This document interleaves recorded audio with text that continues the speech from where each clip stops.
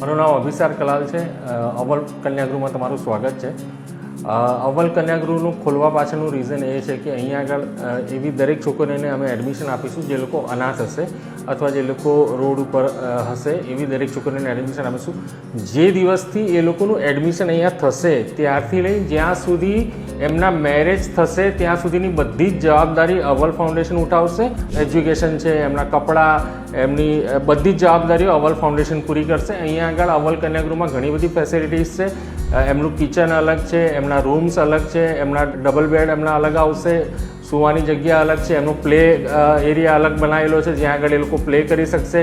એમના study rooms અલગ છે જ્યાં આગળ બેસીને એ લોકો સ્ટડી કરી શકશે. અને અમારી ઈચ્છા એવી છે કે દરેક છોકરીઓનું ભવિષ્ય વધારેમાં વધારે ઉજ્જવળ બનાવીએ.